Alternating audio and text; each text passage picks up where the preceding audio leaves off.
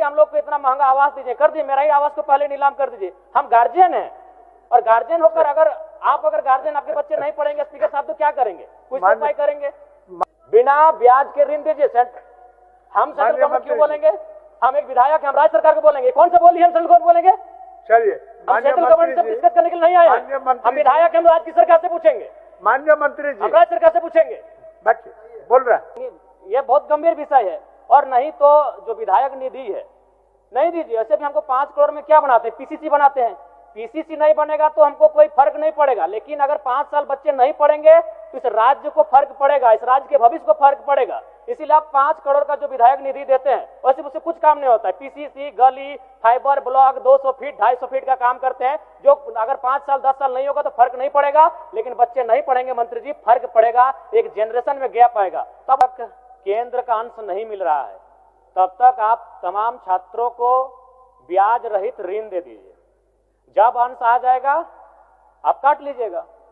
मेरा प्रश्न बड़ा ही गंभीर है। आज पूरे राज्य को पता है कि आज विगत वर्षों से ओबीसी के छात्र छात्राओं को स्कॉलरशिप नहीं मिला है, और इस पर जब भी बातचीत होती है तो विभाग, राज्य सरकार केंद्र को दोष देने का कार्य करती है। तो मैं स्पष्ट जानना चाहता हूं, क्योंकि इन्होंने उत्तर में भी लिखा है कि केंद्र सरकार से राशि प्राप्त होने के उपरांत भुगतान की कार्रवाई की जाएगी।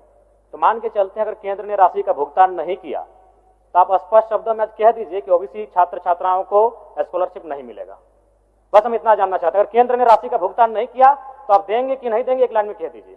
काहे इतना मतलब विवाद खड़ा करना, छात्र राजनीति में क्यों पिसेंगे? एक लाइन में, अगर केंद्र ने राशि का भुगतान नहीं किया तो आप देंगे या नहीं देंगे? माननीय मंत्री महोदय। माननीय मंत्री जी, सर क्लास 1 से 8 तक कोई प्रॉब्लम नहीं है ओबीसी का, क्योंकि सारा पैसा स्टेट देती है।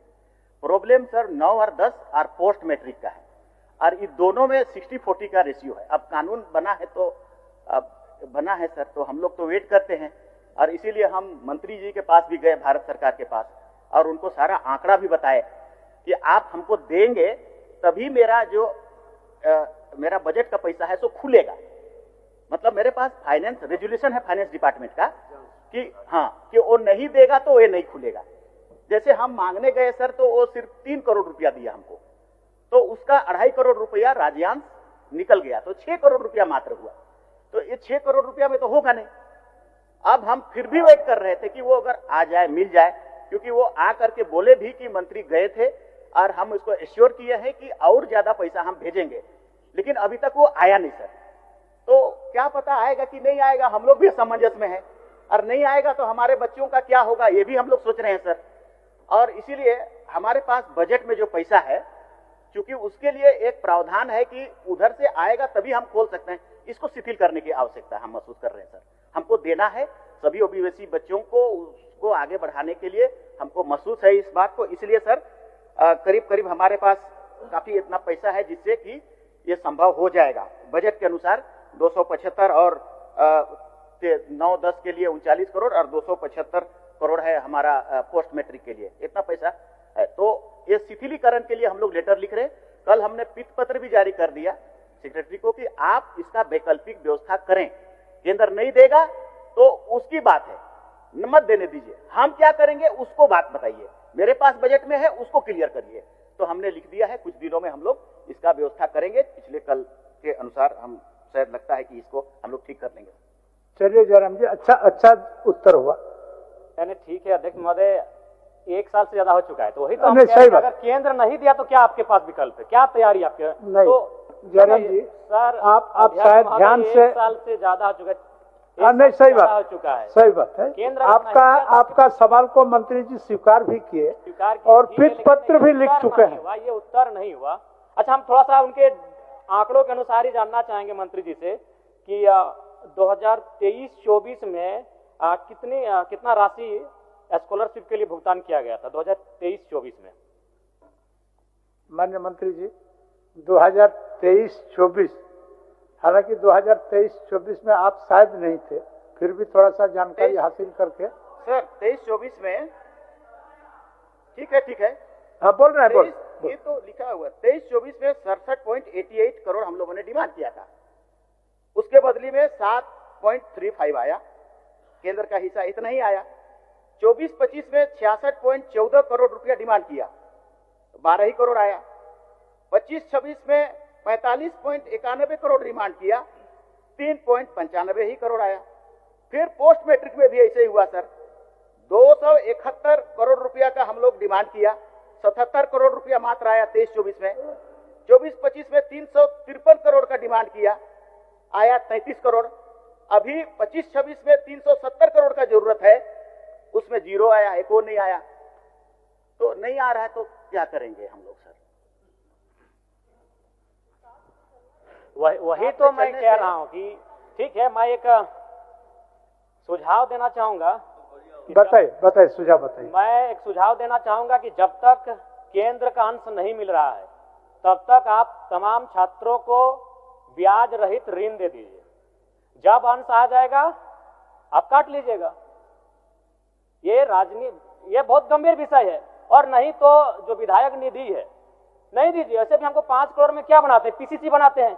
पीसीसी नहीं बनेगा तो हमको कोई फर्क नहीं पड़ेगा, लेकिन अगर 5 साल बच्चे नहीं पढ़ेंगे तो इस राज्य को फर्क पड़ेगा, इस राज्य के भविष्य को फर्क पड़ेगा। इसीलिए आप 5 करोड़ का जो विधायक निधि देते हैं वैसे उससे कुछ काम नहीं होता है। पीसीसी, गली, फाइबर ब्लॉक 200 फीट 250 फीट का काम करते हैं, जो अगर 5 साल 10 साल नहीं होगा तो फर्क नहीं पड़ेगा। लेकिन बच्चे नहीं पढ़ेंगे मंत्री जी, फर्क पड़ेगा, एक जनरेशन में गैप आएगा, तब उसे रोक दीजिए। करिए, हम लोग को इतना महंगा आवास दीजिए, कर दिए, मेरा ही आवास को पहले नीलाम कर दीजिए। हम गार्जियन हैं और गार्जियन होकर अगर गार्जियन आपके बच्चे नहीं पढ़ेंगे स्पीकर साहब तो क्या करेंगे, कुछ उपाय करेंगे। माननीय सदस्य, नहीं, मैं सुझाव दे रहा हूं कि आप उनको ऋण दीजिए। भावना से नहीं तो 1 साल बीत चुका है, 1 साल बीत चुका है। भावना कुछ कानून 15 दिन के लिए होता है, भावना 15 दिन के लिए होता है, आपका भावना सही है, आपका भावना सही है। मैं तो सुझाव दे रहा हूं कि उनको ऋण दीजिए, बिना ब्याज के ऋण दीजिए। हम सेंट्रल गवर्नमेंट क्यों बोलेंगे? हम एक विधायक, हम राज्य सरकार को बोलेंगे। कौन से बोली है सेंट्रल गवर्नमेंट बोलेंगे? चलिए, हम सेंट्रल गवर्नमेंट से डिस्कस करने के लिए नहीं आए हैं। हम विधायक, हम राज्य की सरकार से पूछेंगे। माननीय मंत्री जी, हम राज्य सरकार से पूछेंगे। बोल रहा है, ये ऋण का बात नहीं है। हमने जैसा आपको कहा सर, मैंने क्या कहा? मैंने ये कहा कि पीत पत्र हमने जारी किया है वित्त विभाग का रेजुलेशन को शिथिलीकरण करने के लिए। तो क्यों ऐसा किया? पैसा लाने के लिए। ज्यादा से ज्यादा जल्दी से जल्दी पैसा आएगा, हम लोग डिस्ट्रीब्यूट करेंगे। लेकिन हम केंद्र का हिस्सा है तो उसको देना उसका ऑब्लिगेशन था कि नहीं था? उसको वेट करेंगे कि नहीं? वेट कर रहे थे, नहीं आया तो अब हम अपना प्रक्रिया शुरू कर दिए स्टेट का पैसा देने के लिए। कुछ समय लगेगा, कर देंगे हम लोग। ठीक, कर देंगे। अध्यक्ष महोदय, इससे संतुष्ट थोड़ी हो पा रहे हैं। आप नहीं दिया केंद्र तो क्या करेंगे? वही एक लाइन बोल दीजिए। नहीं, हम कुछ नहीं, बोल दीजिए एक लाइन में कि अगर केंद्र का अंश नहीं आया तो राज्य के ओबीसी छात्रों को स्कॉलरशिप नहीं देंगे। जयराम जी, माननीय मंत्री ने बड़ी उदारता के साथ आपको जवाब दिया। एक मिनट महोदय, आदरणीय मंत्री जी से भी हम कहेंगे 1 साल से ज्यादा हो चुका है। हाँ, ठीक है। विलंब के लिए मंत्री जी को भी दुख है, तकलीफ है, और उन्होंने इसको भुगतान कराने की दिशा में वित्त पत्र लिख चुके हैं। एक नियम है, उस नियम को सिर्फ शिथिलीकरण करने के लिए। तो जैसे ही शिथिल हो जाएगा भुगतान करेंगे। बच्चों, हम बोल रहे हैं तब तक ऋण दे दीजिए ना, बिना ब्याज पर ऋण दे दीजिए। अब माननीय मंत्री जी बताएंगे इनका विकल्प क्या है। मंत्री देखिए, ये गंभीर विषय है। क्या है? बिना ब्याज पर ऋण दीजिए और जब केंद्र का अंश आएगा, जब आप स्कॉलरशिप। सर, ऋण एक तो सरकार या विधि या विभाग सिस्टम से चलता है ना सर। अब वो ऋण कहाँ से आएगा? कौन जगह से, कौन फंड को हम देंगे ऋण? हमारे पास जो स्कॉलरशिप का चीज है उसी पर हम सॉल्यूशन निकाल सकते हैं। ऋण हम कौन वाला पैसा को देंगे? क्योंकि मेरे पास तो कोई पैसा है नहीं ऋण देने के लिए। इसीलिए इसका सॉल्यूशन यही है जयराम जी, हम लोग जल्दी से जल्दी करें सब मिल करके और उस पैसा को निकाले जो राज्य के पास है उसको हम लोग दे दें। जल्दी करें इस पर। थोड़ा समय दीजिए जयराम जी, थोड़ा समय प्रयास करें। क्योंकि और भी माननीय सदस्यों को सवाल पूछना है, लेकिन हम संतुष्ट हो पाए ना राज्य के छात्र संतुष्ट हो पाए। बाकी माननीय मंत्री महोदय, आप लोग क्या कर रहे हैं नहीं कर रहे हैं, लेकिन आपके माननीय सदस्य ने जो कहा कि आप केंद्र से पूछिए, गलत बात है। हम एक विधायक हैं, हम केंद्र से पूछने के लिए नहीं आए हैं। हम राज्य सरकार माननीय मुख्यमंत्री से पूछने आए हैं, हम विभागीय मंत्री से पूछने आए हैं। तो ये आप 2 साल कीजिए, हमारे साथ ये नहीं कर सकते हैं। माननीय सदस्य अमित यादव जी।